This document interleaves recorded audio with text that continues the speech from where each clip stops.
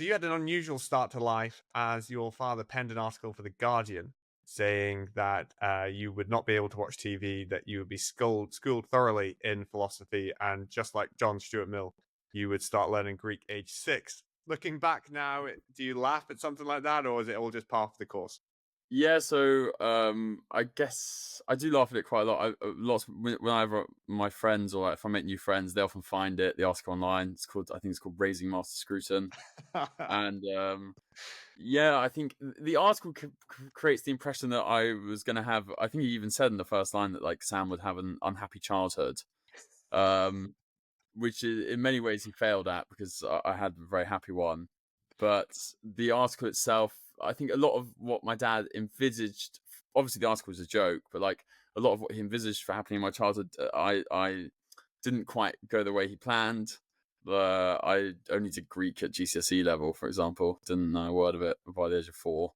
Um, my friends were actually the other day saying to me that I should write an article to The Guardian called like Master Scruton Raised, where I talk about like the kind of person I am.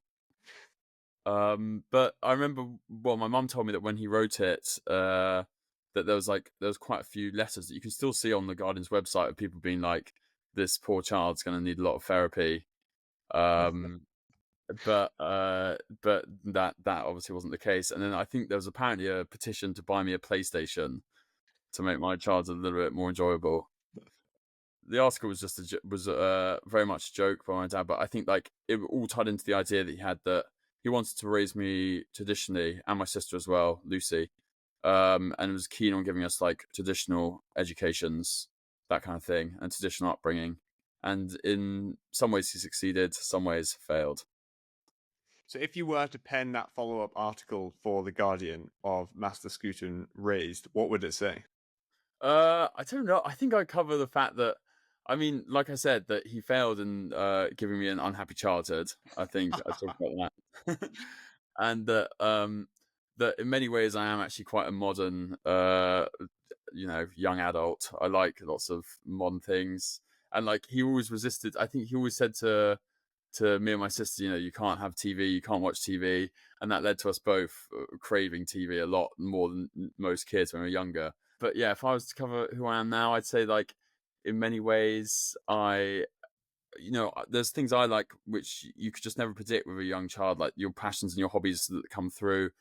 For example, I love comedy, and at university I love like acting and things, and all of that was never he never envisaged for me, but he allowed to happen. And very much I'd say that like in that article he gives this idea of it will be a strict regimented upbringing, but actually what he really meant was that like he wants me to kind of be unique and forge a unique path for myself, and have time to like be forced be educated to an extent where I know to make decisions which are kind of original. And in that sense I would like to think that I very much lived up to the article.